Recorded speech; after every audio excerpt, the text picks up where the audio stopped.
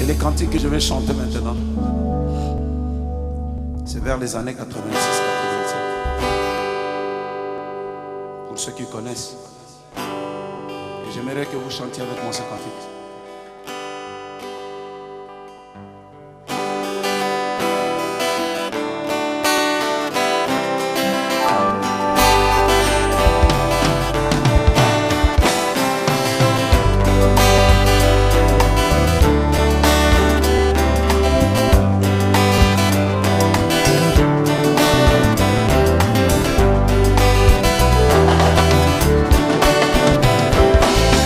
Ce monde a besoin de voir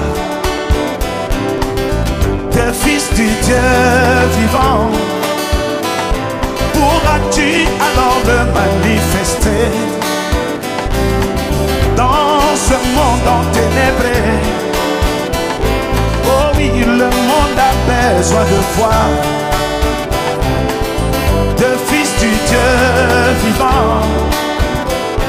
Pourras-tu alors le manifester dans ce monde enténébré? Oh, Jésus est là et rien ne lui est impossible. Pour sa propre gloire, il veut donc te compte, car il est la vie qui coule.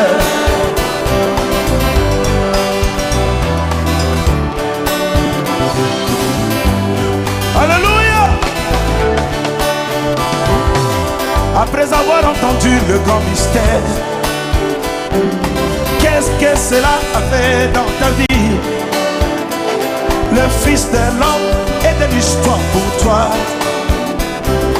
Après avoir entendu les sept tonnerres, qu'est-ce que cela a fait dans ta vie?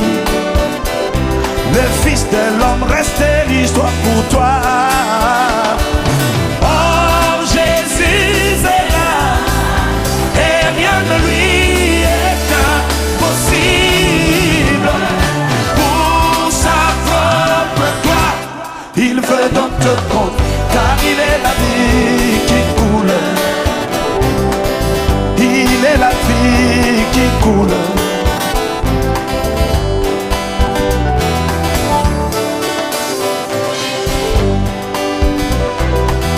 Écoute, ta vie privée, il la veut. Pour te conduire, c'est son travail. S'il avait conduit un poisson avec Jonas, ne pourra-t-il pas alors te conduire? Et sur un homme créé à son image. Ta vie privée, il la veut. Conduit, c'est son travail. Écoutez, s'il avait conduit la mer en passant vers le prophète, ne pourra-t-il pas alors te conduire? Oh, Jésus est là et rien ne lui est impossible. Pour sa propre gloire, il veut donc te conduire, car il est la vie qui coule. Il est la vie qui coule. La même vie au travers des âges, et dont il s'est déversé complètement. Dans cet âge de la fin, oh, il est la vie qui coule. Oh, il est la vie qui coule. Il est la vie qui coule.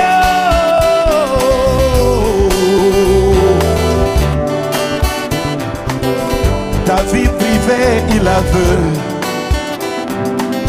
Pour te conduire, c'est son travail.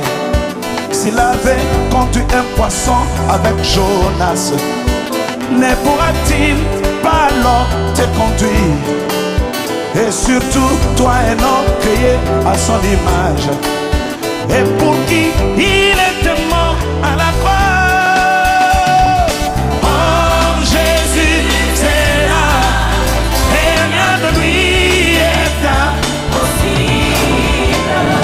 Pour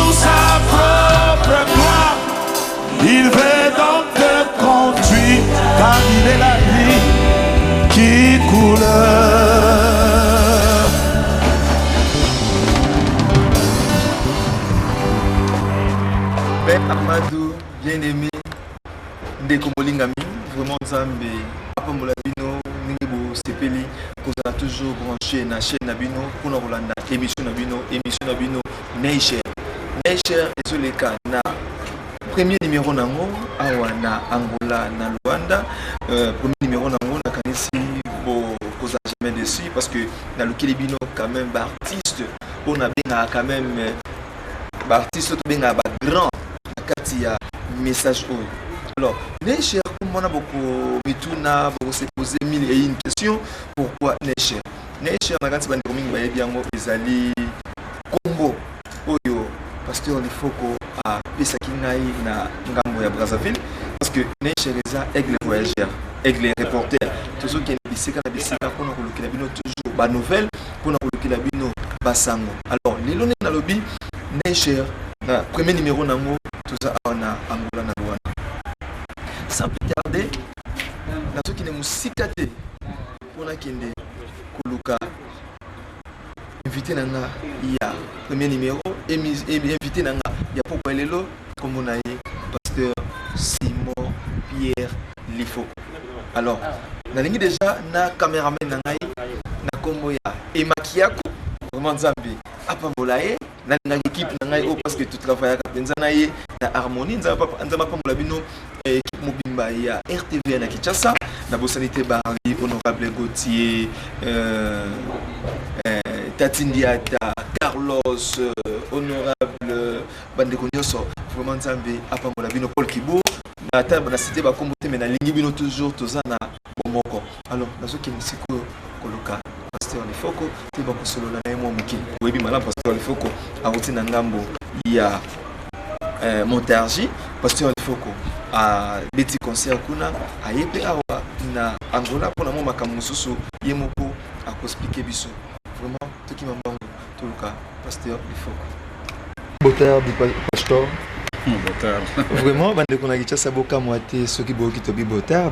Vraiment ceux qui bo landi to bi botard c'est parce que tu la sabino tozana Angola na Luanda de awa isika to lukelibino pasteur Lifoko lokola to mesana toujours ko lukaye to lukaye na Kinshasa to lukaye na Brazzaville cette fois-ci to za na Luanda ndenge mpa benganga na kombo ya Neisher na kanti boye biango. Alors pasteur bande ko zona na Kinshasa na Brazzaville une partie ba Congo.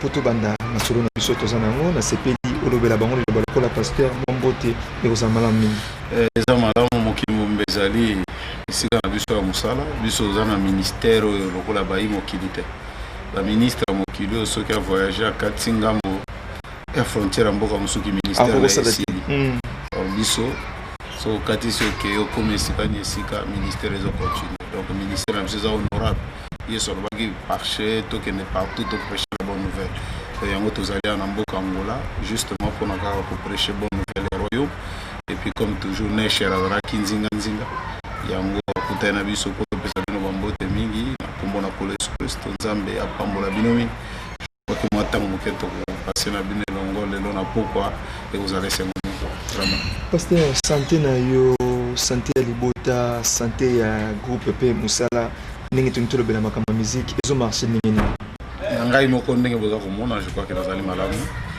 libota pe ça va très bien na ngona Nzambe libota na Nzambe pe malamu pe o etali musala na Nzambe nde yango wana comme eza musala ya moto te totika na maboko na ye moko kosunga biso pe koleka mingi ndenge otuni ete groupe est-ce que ezali ndenge nini bazali bien est-ce que bazali bien groupe pe je crois que bazali malamu na ngona Nzambe ba projet pour la zapopambola malem betuzoke na ngona ye quand le but kambo ya groupe tu eba répéter batwa mituna ka balobi mais pasteur il faut que partout tozolanda ye mboka nyoso akindaka ayimba kana batakutaka kuna est-ce que groupe ango eza groupe kombo nini est-ce que groupe ça ta déplacement il faut na groupe te ata ba voyage ya pembeni groupe omoni na lobango chaque fois kozwa bato comme bango za responsabilité monene libota so bayaki mwana bangaki na poto akei na Angola okanzaka kozonga na mbongo oui so beaucoup bato belé réalité ezali que okei bo beta boye tozalo kola bayi mokilité obakendaka bayebi ndenge ni base débrouiller ka kona kozwa mbongo souci majeur ezali kokende kosala nanu Yesu Kristo ezali mbongo eza makambo asima comme l'ouvrier mérite son salaire, ou à travailler dans tel fois aller en hôtel, tout est bien, mais tant que ça ne peut pas donner une expectative à Banana Nzambe. Donc au bouquet, c'est-à-dire des musiciens. Il y a un poteau. Alors, on a mon que l'eau qui vous allez qui de vous allez si comme tu travailles dans bango, tu si ça n'y va pas, ou il y a zoom l'eau à jouer l'autre côté. Ce qui est le que moi atelier ensemble, ce que les alliés continuent. Donc il y a mon salle qui a été sur laquelle on a poteau, moi groupe les alliés, bah au bazar en Afrique, les alliés partout en Angola, après moi bana bazali, dans ce naïe, tout coutani, et nous essayons de travailler de cette manière-là. Nous avons engagement pour promettre pour ne pas lobby comme ça là. Donc il y a beaucoup plus yango. C'est parce que Banyoko la côté va s'adapter à Penza, Ningo Lingi la Penza là. Parce que tout le monde a même un concert à Londres, au pasteur Zoba. Au Sobetanine, hein? Ça ne va pas citer votre souci. Non, mais je crois que je ne sais pas trop, on a concert à Londres, ce qu'on a le on a évité. Mais tout compte fait, de la classe, c'est que la répétition est la mère de toutes les sciences. Donc, ce qui est répétition, c'est la malamu, ou etika les akhanango, malamu mingi. Donc, le dernier concert, na où tu peux être en montage. Donc, vraiment, la qualité son, niveau artistique, et ça veut dire répétition. Mon amant, Mickey Bazali, on a ma soeur, Bazali, violon. Tout est question de répétition. Ce qui est répétition, c'est la même malamu, qui ne peut pas être malamu. Et ce qui est la précipitation, il y a soit une semaine avec concert, on a des scabas ratés dans la ramon. Vraiment, nous avons pas mal de connaissances sur la compagnie qui pasteur il faut qu'on a moni sœur Sarah, na moni famille, il y a pasteur Arthur Mosaka, vraiment bande comme moi mingi, Jules Kayembe vraiment Nzambe apa mola bino na kanti bino pe vos occasions concert Hollanda émission. Oh, nous avons pas mal pe dia kananga na lenga mingi dia Thomas na Pointe-Noire, vraiment Nzambe azalana. Alors papa, nous to yeba. Na yebi ko zala moi passer parce que pasteur il faut qu'on ndenge to yeba za grand na kati ya musique oyo. Est-ce que vous pouvez compter combien d'albums ont déjà réalisé et puis dans le concert Roberti Aminé, combien de concerts vous pouvez compter les lots? Bon, Ezali, mais personnellement, on a évité l'album Ezali combien? Parce que pour Nangaï, album on a bêta qui n'a qui sur la radio les albums. On a bêta qui n'a moi cassette pour la commune à Kinshasa, na Brazzaville. Na Pointe-Noire, on a bêta qui n'a guitare. Oui, nostalgie. Donc c'est pour moi c'est un album. Or, il y a ébélé. Donc pour moi ça constitue des albums. Donc le lot je crois que vous allez ébélé peut-être à trentaine, quelque chose comme ça. Donc ce que vous retirez au Penzambo, Siki. On va concert les ébélé. On a robé en église, on a robé en banda boye, on a robé en moussous tout dernièrement la bêta qui ezalaki na pene ya poubelle moko boye na Pointe-Noire na Zando tozaki na ba orphelin to lokotaki bano babenga mingi ba shige. Donc pour l'anglais appelé concert ezate ka bateau baye ezaka raté public baye na robeta liboso à 5 personnes 10 personnes 30 000 2000 20 000 30 000 net de méga concerts les gars qui na Kinshasa to devant peut-être 60 000 personnes au commun. Donc pour l'anglais tout ça sont des concerts mais ça est belé. Mais ça va Oyo, Bazoa Bibilingi va travailler peut-être il y en a au moins 7 ou 8, quelque chose comme ça. Ouais. Vraiment parce que le dernier album que tu as compté est dédié au féminin. Neni yango marché, yango comme tes alliés. Pour le moment, il y a des alliés, Mais j'ai quand même moins de temps, 4 ans, 5 ans. Non, j'ai 3 ans je crois, 3 ans. Et puis Nazaro Kende na poto pour ça l'album Moussousou. Déjà la semaine prochaine sur les albums ici. Et Zali pasteur Arthur Mosakande a reproduire en la maison Babazel. Baomi Balé, Bayo Kanyete, Bako reproduire. Donc ce sont les deux personnages, Joana Bako Sungabi Soto va travailler. Côté Moussousou à son, Tony Venambalo, qu'on fasse un peu quelque chose que les clips les sous-titrage français, anglais, lingala, peut-être pourquoi pas Congo, tout ça pour travailler un peu dans ce sens-là. Donc aux hommes sont moins tant pour nous lancer sur le marché. Vraiment, ce beau comprendre parce que vraiment à Nengal Bazana Moussala, à Wazote, à Mingi, à Zoimba Mingi, mais Tonito Kende na étape Moussou, maintenant c'est dans la pasteur, moi mon pied, à Capelle Nzemo na Lingaka. Quand je serai prêt à partir, son ami m'a vu singa. Nzemo na zalo kona ruba moi na kasari na mingi na imba ngote ko imba ngo pour la bana nzambe parce ya kanti so na imba ngo on motika biso les poètes se mettent à la place des autres ils allaient juste mbele ya papa lokola na Bible mon patriarche avant kokende abenga bana na ya le bo jurenga ke bokotika nzambe ote souci pe ya papa nyoso zali wana ke soki atara ko ke le bana ngai batika Yesu Christ Yesu ndasalinga na zalo na zali donc to yemba kango quand je serai prêt à partir j'appellerai mes enfants et je leur dirai jurez-moi par le Dieu de mes pères que vous ne laisserez pas Jésus-Christ. Oh oui, c'est vrai, oui, je le sais, expérimenter et toucher fidèle à son poste. Oh, pourvoyeur, quand j'avais faim, oh, boussole, quand j'étais perdu, manteau, quand j'avais froid, oh, fidèle à son, il n'abandonnait jamais, pourvoyeur, quand j'avais faim, il était boussole, quand j'étais perdu, enfin il était manteau, quand j'avais froid. Merci beaucoup, Pasteur. On a un bandeko pour CP Sika Bozolanda, Pasteur Lifoko. Lelo Pasteur Lifoko na Angola. Na ebi la première fois na yote.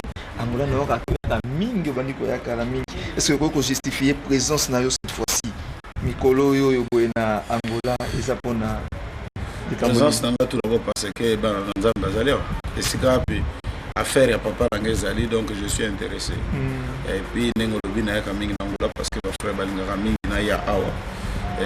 Na cadre on a des pasteurs Israël Bongo où yazali na ville ya Malange yaki na Pointe Noire biso Pointe Noire oya o ezape na musikate biso toza frontière d'ailleurs na Angola partir à Cabinda donc facilement to zo visa na biso ka kuna pe oya au continent Cabinda zo avion ka pine to sokomia donc yanga yaki kozwanga ina mwasi na ngai to utaki na Malange jusqu'à moi mabungisi ezali kuna moi campagne moi la réunion de réveil et puis concert mon salamaki kuna na Villa Malange mais to kozonga awa bon comme to ngai to le kapana biso 20e anniversaire de mariage na kutinga ipe awa yango esalaki ete bande ko ba kwa kosala moi eloko moko et puis soki nzamba bungisi lobi nde tozongi pana biso.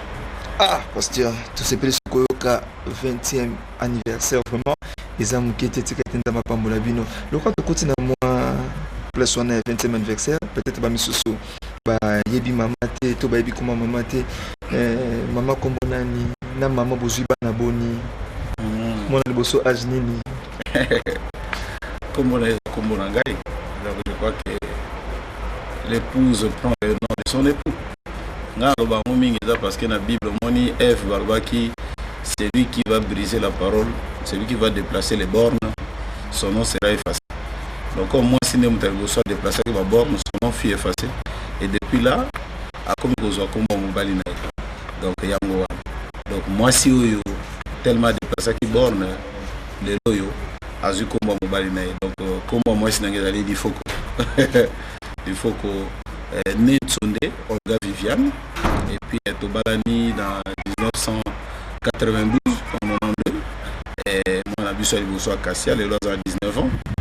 Dans l'université, moi on a vu ça avec ballet symphonie, Azali na 16 ans, non 17 ans, dans 16 ans, parce que dans le mois de différence on dirait à 3 ans. Et puis il y a Misato, donc millésime, elle a 9 ans, et puis il y a Miné et Zadélis, elle en a 5 ans, et puis il y a Souka le dernier, le garçon, donc Simon Pierre, elle en a 2 ans. Merci beaucoup, Pasteur. Parce que la loi de la reproduction dans la mobile, c'est lui qui peut perpétuer les noms dans la généalogie. Comme tu as vu, moi, si je suis à Combo, alors moi, je suis à Mine, vous avez il faut côté, et puis voilà. Alors, Pasteur, pour la curiosité, tout pour la carrière musicale, les loups, Pasteur, il faut que Banda Bandi, carrière musicale, naïe. Les lots que vous pouvez Les lots, tous en 29 ans. Donc en 2013, je ferai 30 ans de carrière. En photo fête, on peut On a fait des élèves à Moukete. Donc ça 30 ans donc, de carrière musicale. Parce que quand j'ai cru, ça sera aussi la même année que j'ai fait en Christ. Donc un message, on a sali 30 ans en 2013. Parce que ngata on a yaki malamoko pe na memaki makabonanga de na 83 nandimi et puis de là aussi na memaki pe loye mon malamoko j'ai commencé à chanter bien que zalaki na foyer de prière na lemba petit à petit mais c'est vers les 87 nde ba frère ba ko monangai na miso bateau na cher boy donc c'était à partir de ce moment là. Mais 2013 nde to 30 ans de carrière et de foi, de confession et des actes. Donc vous allez maintenant mingi to fêter ngo. Certainement que vous avez Kinshasa qui ici. On a beau comprendre que pasteur, il faut qu'on andima qui vraiment élengue parce que ce bobetimo machine n'a pas les mêmes pasteurs, il faut qu'il ait 40 ans. Et bah qui s'est mis vraiment les choses parce que pas tous les mêmes 8 mois tant mingi. Pasteur, tu n'as pas banana yo, moi lelo ba il y a souka pour lelo. Vous allez être dans ce pays mingi tout d'abord comme tinenga na yemba. Quand je serai prêt à partir bana basimba elokwana. Et le Rwanda sengo zalete bosimbi ya ngata bozana mboko ya ngola bosimbi yesu aneze sengo mingi botika ete parce que yende tala yenda ko le sala le lo ngana yao oyebi na yaki na avion na yaki na première classe donc ande ko chenga ipo na emballage ezo porter marchandise mo ya malamu ya motuya or mon emballage ne pesa ka valeur na marchandise za na kati na biso Yesu Kristo marchandise ya motuya mingi. Donc, Bossimbaye, comme on a vu en Angola, vous êtes là toujours en train de chercher les informations. On n'entend plus parler de Zamba Pambola. Mais Super Pambola, Libota Nzambe surtout, Oyo Bakoyoka, moi interview Oyo, Necher Azali, je vous rassure Azali. Azali. Donc Azali, Neloko Boyebi, Zamba Pambola, Binomingi, Oya Motuya. Moni ba exhibition na ebité na vérifier na information ngo ezali été Barack Obama otaki na musée na Washington kota la photo ya Frère Branham ba bien commis assez que le vrai prophète du 20e siècle alors Moïse Sengomingi pour mona la président qui rend le témoignage bon to ko ba mingi bazwa ngo mabete parce que il n'est pas notre frère mais tant moni mpunda comité ko lo ba été moto azamoto na Nzambe eza avertissement monene pour na balam donc dibota na Nzambe bokeba oyo toyokaki wana toyokaka tout le temps comme kokoma nzoto comme kokoma musuni petit à petit donc après ton pour eloko ya moto ya tozela kabandaka Nzambe apambola bino mingi pe apambola dibota nyonso na Kinshasa na Angola pe na Brazzaville Pointe-Noire partout escape bidilingi kokoma que le Seigneur vous bénisse. Je suis comblé. Tu m'as ezakutu malamu na DVD na concert ya Montargis en disant que je suis comblé car tu m'as béni. Si j'ai renié, je serai ingrat. Mais mon Seigneur, si seulement tu m'écoutes, exauce-moi pour cette fois dans ma vie. Oh Jésus, exauce ma prière. Si seulement tu m'exauces cette fois, mon Seigneur, oh, je te serai fidèle jusqu'au jour de mon départ. Dieu bénisse. Amen. Qui aimerait que Dieu sauve les membres de sa famille? Moi. C'est la prière de quelqu'un qui veut que Dieu sauve les membres de sa famille. Amen. Allons-y. Je suis comblé car tu m'as béni. Si j'ai renié, je serai ingrat. Mais mon Seigneur, si seulement tu m'écoutes, exauce-moi pour cette fois dans ma vie. Oh, exauce ma vie. Si tu m'es béni, alléluia, alléluia. Exauce ma vie.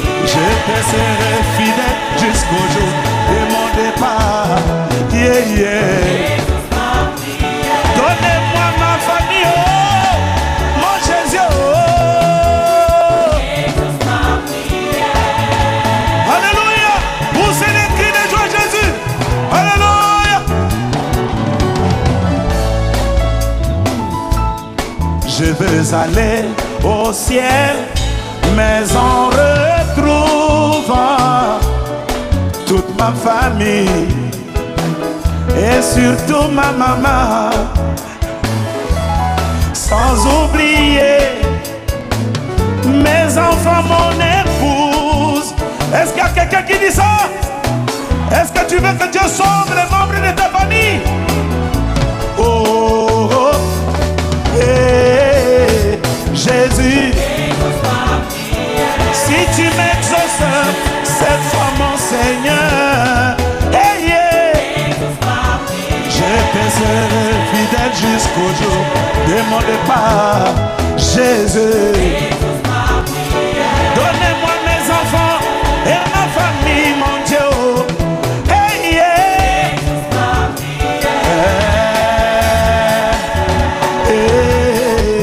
Jésus, exauce ma prière.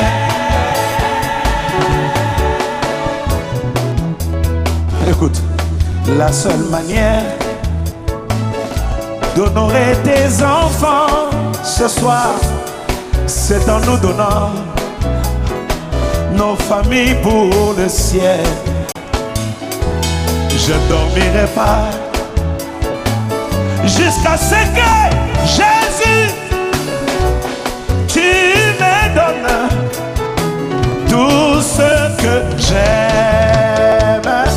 Oh Jésus, si tu me bénis cette fois, mon Seigneur, Jésus, je te serai fidèle jusqu'au jour de mon départ.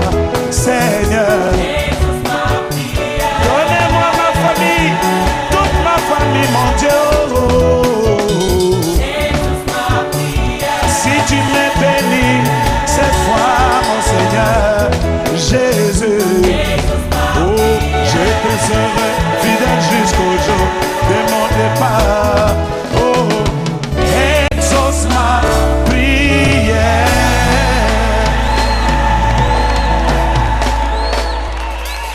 Merci beaucoup. Magali Sibouti Kolanda, Pasteur Alfoko, Sepeli, Sepeli Simité Malabino, Sepeli Simino Sika, Landi Biso.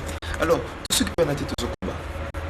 Maintenant, Koloba que Angola, tout Luanda, et ça pour ces artistes ébélés. Il suffit que cela soit fort, pour écouter, on a quand il faut Yambama Malam. Moi, je suis Johnny Lutondo, Zambi, Apambolayo, Nazo. Na été au Rosala guéri vraiment hein au Rosala Orobika vraiment na accident aux Zwaki na nenge de okaki vraiment message tout nouvelle comme la kibiso awa kende ko Johnny azaki menacé na babandi babuki même likolo mais na ine bino ki Johnny Lutondo programme ya koya ana Angola na Luanda ezalaki mais tout ezali kambote akobika tanga kobika to ebiete akozala susu na biso awa. Bahimbe bele bazoe arme ni ngi lancer les sociaux bahimbe tout ça ba quand même pour ça awa tout ça pour ça de Ningonde tout ça pour ça Matu Samuel boza bandeko bozelami a mama lor nzamba pa molo parce que osala ki pe na Angola a boza ki pe na emaki yako obenga ki na pe na téléphone o humela ki to ki pona mikolo mike mena ebi boza suna programme ya awa Angola na Luanda tout ça koba nazo ki ne koluka deuxième invité na biso c'est le frère Jérémy Makiese na kanisi été boye bino nyonso à sa frère oyazana Kinshasa à sa frère oyabandaki déjà carrière na musical bien que azana no na début azana début de demi surtout lukai côté ba solo la neso petit album na yi mais ben pasteur faut ki neche azali tout ça en Angola tout ça vivre en Angola tout tikinzambe parce que na Angola so ko tikinzambe ils a toujours passé parce que Angola pour comprendre ndenge vie ezali la koto yango tutikinza bete tozoko batusu toki mambango toluka susu ndeko na biso Jérémy Makiese. Frère Jérémy Makiese, bonsoir. Bonsoir. Bonne santé. Bana, moi aussi. Vraiment, on est en de la vie de Jérémy Makiese. Boyebi malamu na Kinshasa, boyebi malamu na Assemblée chrétienne à Guinée. Asa moyembi mais cette fois-ci, tu es kokutana na ye na Angola na Luanda ndenge tolobi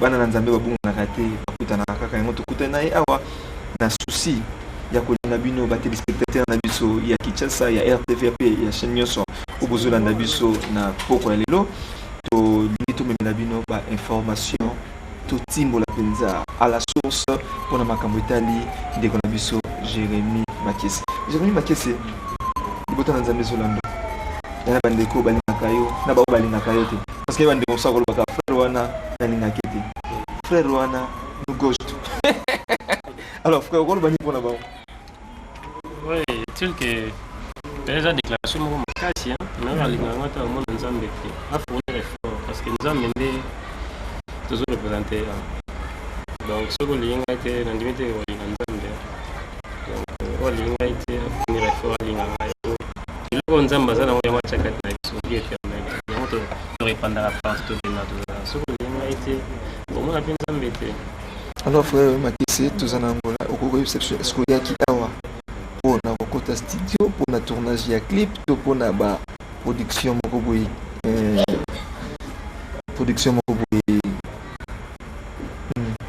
oui bon pour na bref na kolaki eza d'abord pour na sortie officielle ya album on a tout réalisé dans Access Histoire de Neglan. Exactement.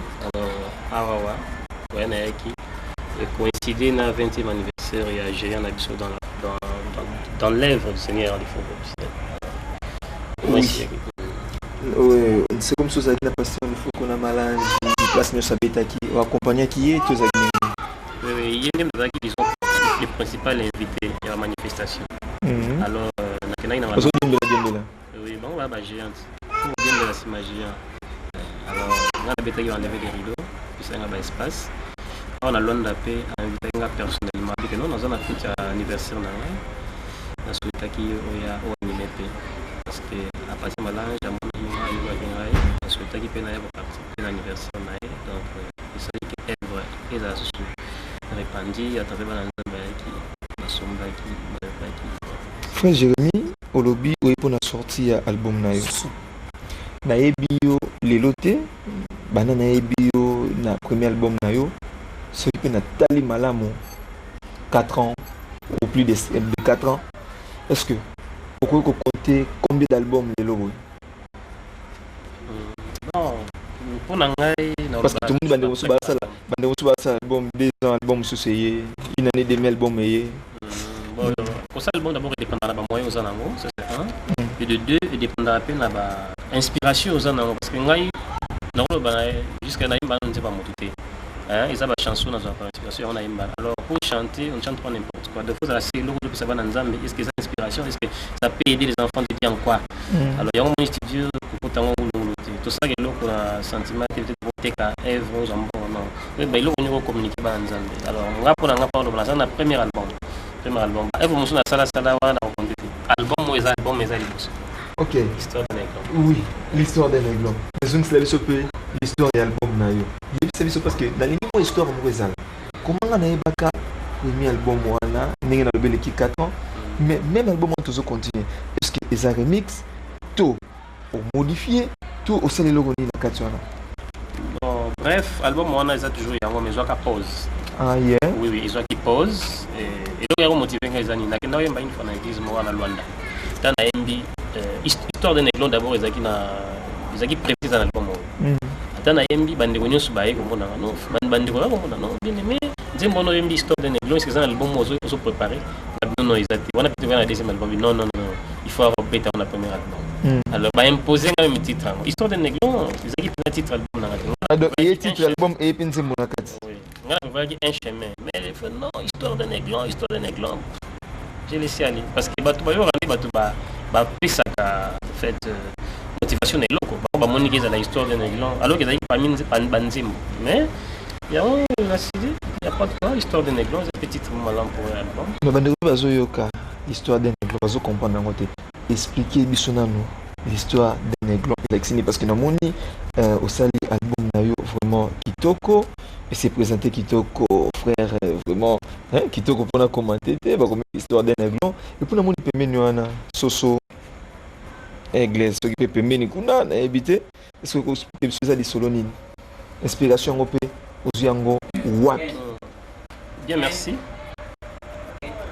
image où il y a téléphone où il y a vraiment les abandons bah ça la conception à partir il y a Zico na bato batia on va reconnaître on a bien qui partenaire na mais pourquoi image biso toi Baptiste et là on nyonso na signification oui oh je le bâti oh non ça la bon j'ai compris alors ça ba erreur donc ça je ne reconnais pas pour répondre à sont des erreurs alors ba profiter ba je logo za na kati ya moto ya banzembo ça juste en vélo base za na kati ça ba chant et puis ça rend quelque chose alors histoire d'un exemple les histoire frère voilà ma betaki en fait William Branham betaki une façon à dramatiser qui ils ont bien la légende ils ont peut-être très penza bon côté mais ba beti en côté sa interpellation à conscience et soso azana niza ba religion ikufa ils ont ba religion organisée za ba dénomination bana soso baza bana o bazolanda ba dénomination aigle wana eza mona mpongo mona aigle yé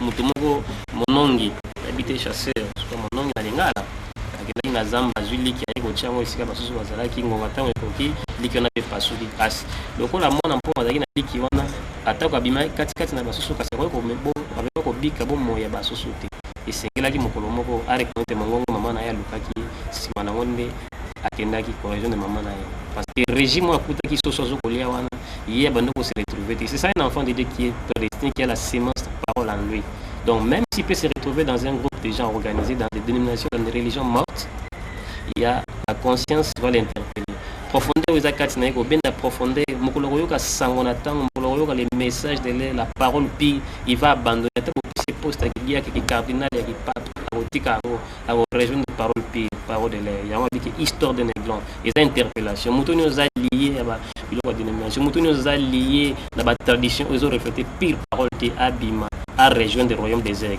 qui est la parole de l'air donc c'est un peu ça comme message. Ok, tocha mwa muke pause toyeba komela mwa soyi mwa mai toyeba kolanda siko clip yango ya l'histoire d'un aigle suivant.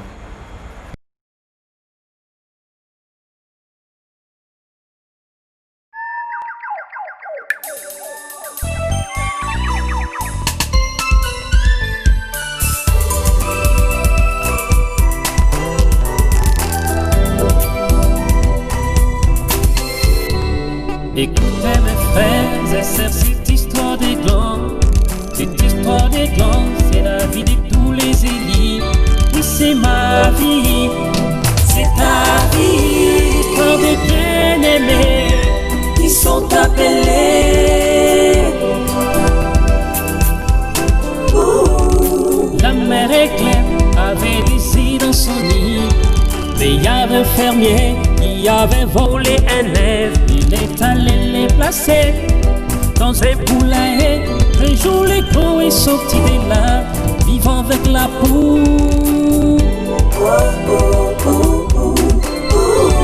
La poule nourrissait cet aigle comme un poussin. Et elle lui disait, l'aigle vient manger.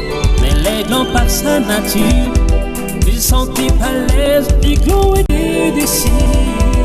C'est pas son régime. Il y avait un beau jour, la mère glacée volée, en cherchant partout son fils qui était perdu. Elle dit à aigle mon fils, l'aigle où est-il? L'aigle a reconnu la voix de sa mère, puis des fois douce de zèle, il quitta la poule dans le zeppelin. Alléluia, l'aiglon est parti. Alléluia, l'aiglon est parti. L'aiglon est parti. L'aiglon est parti. Il est libéré. L'aiglon est parti. Va dans les airs. L'aiglon est parti. Alléluia, l'aiglon est parti. L'aiglon est parti.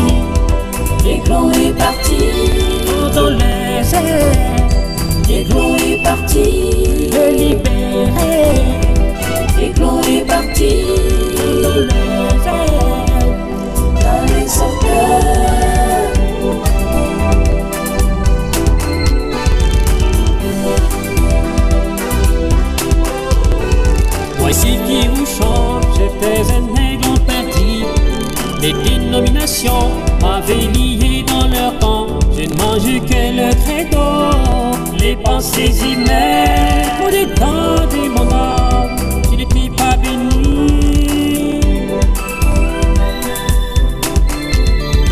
Mon temps de la fin. Oui, frère, tout ce qu'on a clip nayo, tout ce que nango, tout le monde yango vraiment kitoko propre. Tournage nango, au salaire wapi, na Kinshasa, na Angola, to wapi. Tournage nango c'est un petit camion. Partie une grande partie c'est à Luanda, partie monsieur Samina ici. Ah bon. Alors frère, oui, c'est biso ya qui pena pour la sortie officielle nayo. Au salaire n'engeni est album, côté c'est déjà sur les marchés, est-ce qu'ils en a Kinshasa, na poto. La Chine, ils ont été comme déjà ton ennemi. Oui, na Kinshasa, je vais contacter Maison Babazen. Là, je salue mon bien-aimé frère Carlos. Nous avons fait un millésime. La Tatindiata. Oui, Tatindiata, les deux. Mon grand ami. C'est Baron Boté. Baron Diot Bassini m'a sonné à l'album en Kinshasa. Ah, na Luanda, ils ont visité Kaming et pas Brocam. Ils ont la maison DKL. Et pas Brocam, pas de Ronanga Jean. Oui, multimédia, il y a Azui, Evrango. Alors, la maison nous a contacté, donc, au niveau de la Chine, Europe, pour les appels à bateau, on s'est chargé. Ah, yeah. Au moment opportun, pour rejoindre tous les messages, on a des images, c'est vrai, partout les accueillis, vous avez des images, au moment opportun. Tout le monde CD au présentant Kitoko. Est-ce que vous avez vu ça? Et Bimi va s'y prendre, Bimi c'est qu'à CD, parce qu'il y a des petits données qui va consommer des cassettes audio. DVD, est-ce que c'est pas on sur ça? Tout ils en ont qu'à CD. Jusque là, nous sommes en audio. Mais je sais que Calaming était à l'image de sur le marché. Nous avons préparé de façon que ça a de qualité. Il faut connaître tout ça dans le premier album, moi ils en ont mauvais. Mais avec le peu que Dieu nous donne, nous avons quand même un base de sport, moi ils ont été en jeu dans ça n'a pas. Donc d'ici là, elle va imaginer. Album ils ont contenu combien de titres? 8 titres. Est-ce que vous avez la vie pour Nzembo ils en a 4 on a tout ébangouna? Donc, tout ça, on a un chemin, vous la première des chansons, un chemin. On a le belly, surtout via Bananzambi après, que l'oignon se prévu par Dieu. Donc, moi, dans Nzambi, ça a dit la moro. Ils ont la bissemoté, mais il y a aussi des maboulous, tout ça.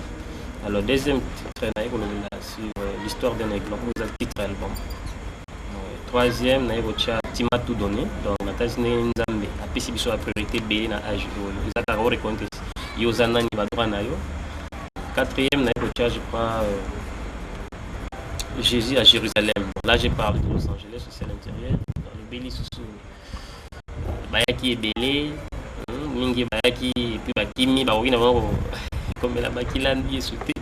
Bayogo Lepenzu de Naete, Palanga, Bazaki prédestiné. Mbappé Mobembo, Zanakati, Mbappé, roi de Salem. Donc, nous avons 8 titres. Ah, vraiment, ça m'a pas moula Tété Maccabi parce que Azan de Koyo, Ayem qui pénane de Konanga, Jérémy, qu'est-ce que Jérémy, oui, mais banane, il n'y a pas Tété. Oui, il y a Clarisse Lajoie. Moi, c'est Nayo. Oui, moi, c'est Naga, Naga représenté comme sœur. Aïe. Naïmbina Rachel Mbomba, on a bien la grâce. Naïmbina. La sœur Bibiche aussi m'a aidé chez Luanda parce que Bibiche Lundo aussi, ceux qui voient une sœur là qui est dans l'Afrique ici, Amanda, qui est et puis les gens qu'on appelle ça qui est comme Christian, un frère là, Christian.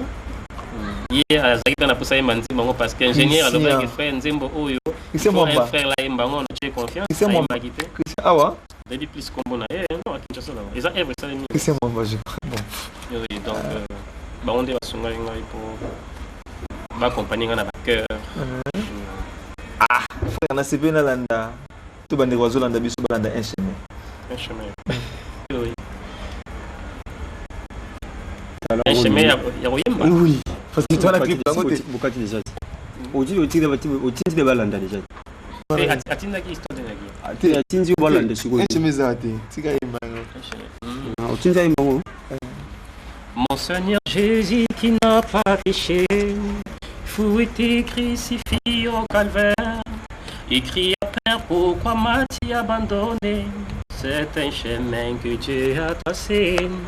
Et il a dit à quiconque veut me suivre qu'il renonce à lui-même et s'écharge de sa croix, a dit Jésus, c'est un chemin que Dieu a tracé.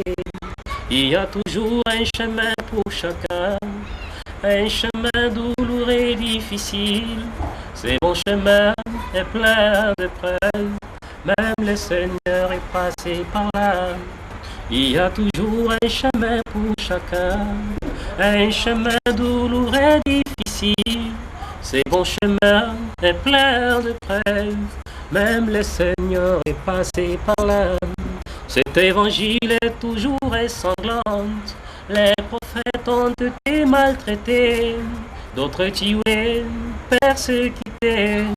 C'est un chemin que Dieu a tracé, qui peut nous séparer de son amour. Ce n'est pas la fin ou la nudité. Merci beaucoup. Ni le Vraiment. péril, ni les Vraiment, persécutions. C'est un chemin que Dieu a tracé. Alors, frère Jérémy, pour ça, vraiment, na suka ya intervenir sur ma solo, na ebi tozwa temps ya cause. Lobela yango le somo mingi, kasi na lingi peut-être moto na moto tunité, kasi yoza na elo mokati na motema no, olingo bele bota na nzambe, toko profiter na yango. Bien, na sepeli mingi na interview na bino bosalinga nzamba pambola bino. C'est que œuvre oyo na oti ko lancer na marché, eza œuvre oyo eza vraiment inspiration na ngai. Alors, qui t'a peut aider à gérer, mais tout ce que moi je peux leur conseiller, c'est que va retenir à travers achat. Il y a CD wana, ceux qui sont bien, ça sont privilèges, ils peuvent produire, l'image, ils peuvent produire, la œuvre est bomba mais sur le cas mais ceux qui vont négliger, critiquer, caca, on est qui est surtout avancé. Critique tout ça non besoin, mais critique positive, critique moi qui est aux yeux et soumis ou avancé. Donc c'est tout ce que je peux donner comme message. Tenir des choses à travers achat. Bazen, on a produit, millésime, on a produit, donc pas qu'il y ait des produit, pas consommer, ça va beaucoup nous aider.